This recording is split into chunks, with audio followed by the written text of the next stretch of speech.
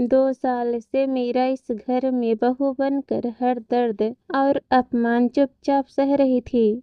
लेकिन जिस दिन उसने पहली बार अपने पति की मेहनत की कमाई पर सवाल उठाया, उसी दिन उसकी बड़ी ननद सोनाक्षी ने उसे सबक सिखाने की ठान ली। अगले ही दिन उस पर चोरी का ऐसा आरोप लगा कि पूरा घर उसे चोर समझने लगा।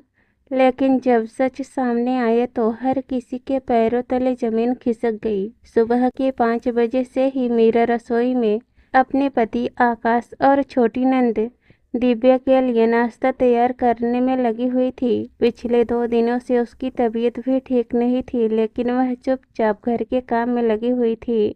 तभी आकाश अपने कमरे से तैयार होकर बाहर आए और ऑफिस के लिए निकलने लगे। मीरा, आज मैं टिफिन लेकर नहीं जाऊंगा, आज खाना बाहर ही खा लूंगा, तुम अपना ध्यान रखना। आकाश ऑफिस के लिए निकल गए। तभी बाहर से ननद दिव्या की तेज आवाज मीरा के कानों में पड़ी। भाभी, थोड़ा जल्दी कीजिए, मुझे कॉलेज के लिए देर हो रही है। मीरा जल्दी से टिफिन पैक करके बाहर लेकर आई और बोली, लीजिए दीदी, आपका टिफिन बस तैयार ही था। दिव्या ने जैसे ही टिफिन का ढक्कन खोला और सब्जी देखी, वह मुंह बनाते हुए बोली, भाभी, मैंने कितनी बार कहा है कि मुझे लौकी की सब्जी पसंद नहीं है। आपको मेरी पसंद का जरा भी ख्याल नहीं रहता। लेकिन दीदियों, मीरा अपनी बात पूरी भी नहीं कर पाई थी कि दिव्या बीच में ही बोल पड़ी, अब चुप रहिए और अपना खाना खुद खाइए, मुझे नहीं ले जाना यह टिफिन। इतना कहकर वह टिफिन वहीं छोड़कर कॉलेज के लिए निकल गई। दिव्या के जाने के बाद कमला देवी ने मीरा को गुस्से से डांटा, बहू, मेरी बेटे की पसंद का जरा भी ध्यान नहीं रहता तुम्हें। आगे से ऐसी गलती मत करना। अब जल्दी जल्दी रसोई का काम निपटाओ। दोपहर के खाने के लिए पूरी सब्जी, खीर, पनीर और कचौड़ी की तैयारी शुरू कर दो। आज तुम्हारी बड़ी ननद सोनाक्षी आ रही है। यह सुनकर मीरा के हाथ कुछ पल के लिए रुक गए। 2 साल से चुपचाप सब कुछ सहने वाली मीरा को नहीं पता था कि सोनाक्षी का मायके आना उसके लिए एक नई मुसीबत लेकर आने वाला है। उसे क्या पता था कि कुछ ही घंटों बाद एक छोटा सा मोबाइल मैसेज पूरे घर में ऐसा बवाल खड़ा करने वाला है जिसकी किसी ने कल्पना भी नहीं की थी। दोपहर में दरवाजे की बेल बजी। कमला देवी ने दरवाजा खोला। सोनाक्षी को देखते ही बोली, अरे मेरी बच्ची आ गई, बहुत थक गई होगी। कमला देवी ने सोनाक्षी को प्यार से गले लगाया और उसे अंदर ले आई। फिर मीरा को आवाज लगाते हुए बोली, बहू, जल्दी से मेरी बेटी के लिए समोसे और कोल्ड ड्रिंक लेकर आओ। जी मम्मी जी, कहकर मीरा जैसे ही रसोई की तरफ जाने लगी, तभी कमला देवी फिर बोली, बहू सुनो, नाश्ता देने के बाद डाइनिंग टेबल पर खाना भी सजा देना, कोई कमी नहीं रहनी चाहिए। यह सुनते ही मीरा को बहुत अजीब लगा। एक के बाद एक काम बढ़ता ही जा रहा था। उसने हिम्मत करके धीरे से कहा, मम्मी जी, सुबह से लगातार काम करने की वजह से मुझे बहुत थकान हो रही है और अब मुझसे खड़ा भी नहीं हुआ जा रहा। अगर मैं बैठकर कचौड़ी भर दूं और पूरियां बेल दूं तो क्या आप उन्हें तल देंगी? यह सुनते ही कमला देवी बोली, क्या कहा बहू तुमने? तुम्हारी हिम्मत कैसे हुई मुझसे काम करवाने की? मीरा ने विनम्रता से कहा, मम्मी जी, मैं आपसे काम नहीं करवा रही हूँ, बस थोड़ी सी मदद मांग रही थी। कमला देवी गुस्से में बोली, बस अब एक भी शब्द नहीं सुनूंगी, जाओ सब कुछ खुद ही बनाओ। मीरा ने जैसे तैसे हिम्मत जुटाकर कचौड़ियाँ और पूरियाँ तैयार की और फिर डाइनिंग टेबल पर खाना सजा दिया। दोनों माँ बेटे खाना खाने बैठी। सोनाक्षी ने कचौड़ी का निवाला मुंह में डालते ही नाक मुंह बनाते हुए कहा, माँ, ये कैसी कचौड़ी है? इसमें तो बिल्कुल भी स्वाद नहीं है और सब्जी में तो जैसे नमक ही नहीं पड़ा है। कमला देवी तुरंत बोली, अरे बेटा, जो बना है वही खा ले, इससे और उम्मीद भी क्या की जा सकती है? इसे तो कोई भी काम ढंग से नहीं आता। यह सुनकर मीरा का सब्र टूटने लगा। वह थकी हुई आवाज में बोली, मम्मी जी, 2 दिन से मेरी तबीयत खराब है, उसके बावजूद भी मैंने पूरी कोशिश की कि आप सबको समय पर खाना मिल जाए। कमला देवी बोली, अच्छा, अब हमें ही सुनाओगी? काम करना है तो ढंग से करो, ये बहाने मत बनाओ। मीरा की आंखों से आंसू छलक पड़े, लेकिन इस बार उसने खुद को संभालते हुए कहा, मैं बहाने नहीं बना रही मम्मी जी, मैं भी इंसान हूँ, मशीन नहीं। मुझे भी कभी कभी थकान और दर्द होता है। अगर मुझसे कोई गलती हो जाए तो मुझे समझाया जा सकता है। हर बात पर नीचे दिखाना जरूरी नहीं है।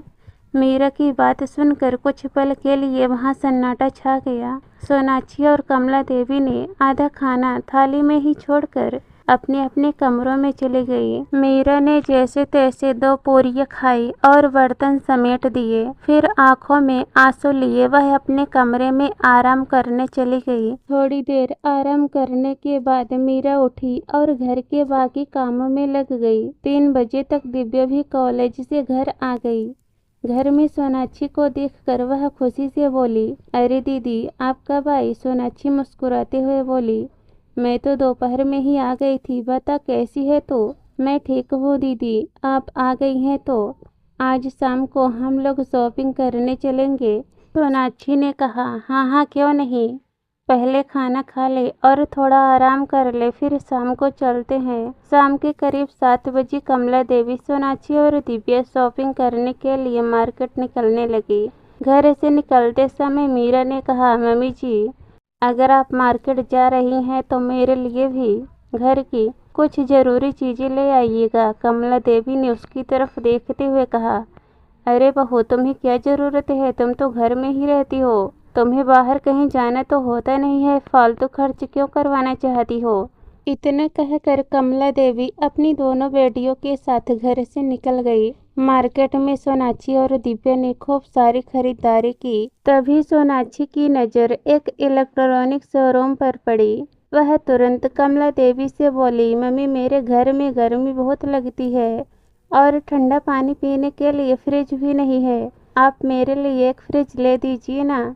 कमला देवी ने तुरंत कहा, बेटी तुम्हें जो पसंद आए वह ले लो। सोनाक्षी ने फिर कहा, और मेरा मोबाइल भी खराब हो गया है, एक अच्छा सा आईफोन भी ले लेना। कमला देवी ने बिना ज़्यादा सोचे फ्रिज और आईफोन भी खरीद लिया। इतनी सारी खरीदारी करने के बाद सोनाक्षी ने अपने भाई आकाश को मैसेज कर दिया, भैया मैंने कुछ ज़रूरी सामान लिया है, फ्रिज और आईफोन भी लिया है, तुम पैसे भेज देना। लेकिन सोनाक्षी को यह नहीं पता था कि आकाश अपना मोबाइल घर पर ही छोड़ गया था।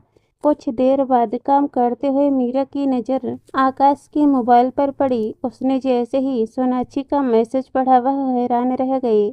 आकाश की नौकरी से होने वाली कमाई में जैसे तैसे घर का खर्च चलता था। फ्रिज और आईफोन जैसी महंगी चीज़ों के बारे में पढ़कर मीरा को चिंता होने लगी। उसने मन ही मन सोचा, हे भगवान इतना सारा सामान, वह भी आकाश के भरोसे। इन्हें पता भी है कि इतनी महंगी चीज़ों के पैसे कहाँ से आएंगे। 2 साल से सब कुछ चुपचाप सहती आ रही मीरा के सब्र का बांध आखिरकार टूट गया।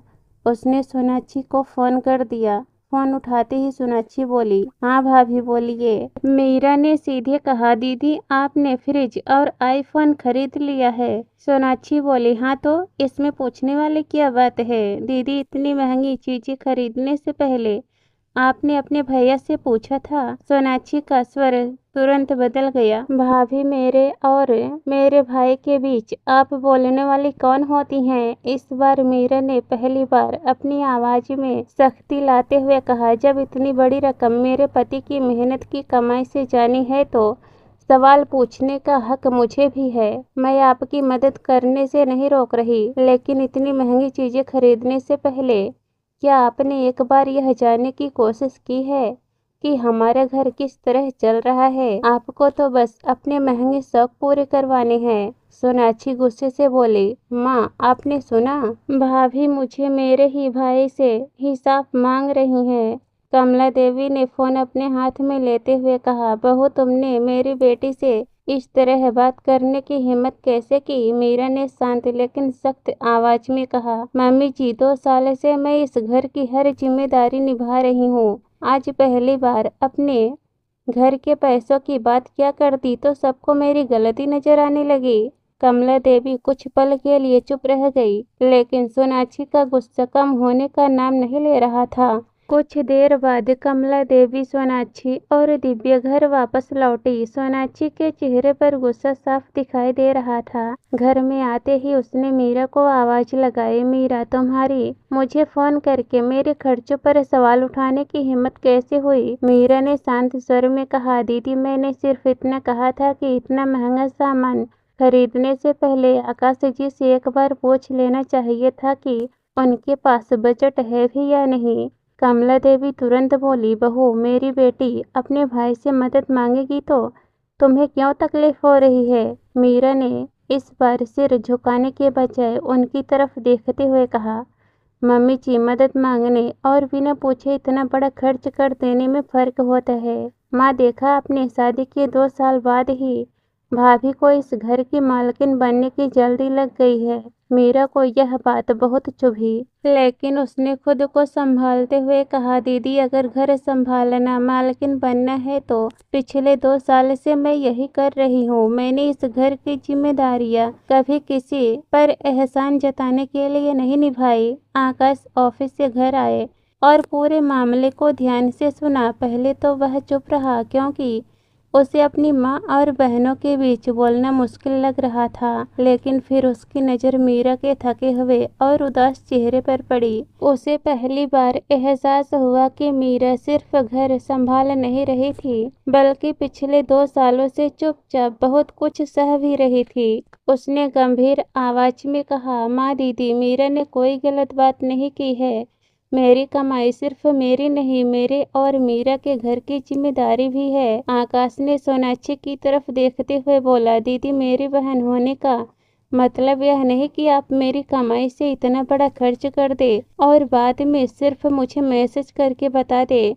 आकाश की बात सुनकर सोनाक्षी के चेहरे पर गुस्सा साफ दिखाई दे रहा था। वह कुछ नहीं बोली, लेकिन उसके मन में मीरा के लिए बदले की आग भड़क उठी। उस रात वह देर तक अपने कमरे में चुपचाप बैठी रही। बार बार उसके कानों में मीरा की वही बात गूंज रही थी, इतनी बड़ी रकम मेरे पति की मेहनत की कमाई से जानी है तो सवाल पूछने का हक मुझे भी है। सोनाक्षी ने दांत भींचते हुए मन ही मन कहा, बहुत बोलने लगी है मीरा, अब इसे ऐसा सबक सिखाऊंगी कि दोबारा मेरे सामने आवाज उठाने से पहले 100 बार सोचेगी। अगली सुबह उसके चेहरे पर एक अजीब सी मुस्कान थी, जैसे उसने मीरा को फंसाने की पूरी योजना बना ली हो। कुछ देर बाद वह जोर से चिल्लाने लगी, माँ मेरे सोने के झुमके गायब हो गए। घर में हड़कंप मच गया। कमला देवी और दिव्या दौड़कर उसके कमरे में पहुंची।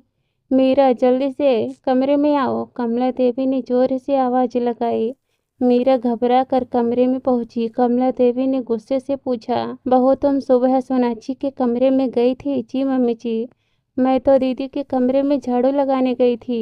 कमला देवी तुरंत बोली, फिर उसके सोने के झुमके कहाँ गए? मीरा हैरान रह गई, मम्मी जी मैंने कोई झुमके नहीं लिए। सोनाक्षी रोने का नाटक करते हुए बोली, भाभी अगर आपको मेरे झुमके पसंद थे तो मुझसे मांग लेती, मेरे बैग से निकालने की क्या जरूरत थी? यह सुनते ही मीरा का सब्र टूट गया। बस बहुत हो गया, हर बार गलती मेरी, हर बात में दोष मेरा, और अब चोरी भी मैंने कर ली। आखिर कब तक मुझे हर बात के लिए दोषी ठहराया जाएगा? तभी आकाश कमरे में आ गया। उसने मीरा को परेशान देखकर पूछा, क्या हुआ मीरा, तुम इतनी परेशान क्यों हो? मीरा ने कहा, देखिए ना, आपकी बहन मुझ पर झूठा चोरी का आरोप लगा रही है। मैंने तो उनके बैग को हाथ तक नहीं लगाया। आकाश की नज़र उसी बैग पर पड़ी। उसने बैग खोला। कपड़ों के नीचे एक छोटा सा डिब्बा रखा था। उसने जैसे ही डिब्बा खोला, उसके अंदर वही सोने के झुमके रखे हुए थे। पूरा घर सन्न रह गया। आकाश ने सोनाक्षी की तरफ देखा। दीदी अगर मीरा ने सच में चोरी की होती तो मैं सबसे पहले उसके खिलाफ खड़ा होता, लेकिन बिना सबूत किसी पर इतना बड़ा इल्जाम लगाना सही नहीं है। सोनाक्षी की आंखें झुक गई। उसे समझ आ चुका था कि उसका झूठ अब छिप नहीं सकता। मीरा की आंखों में आंसू आ गए। वह कांपती हुई आवाज में बोली, मम्मी जी अगर आज ये झुमके नहीं मिलते तो आपने तो मुझे चोर साबित कर ही दिया था।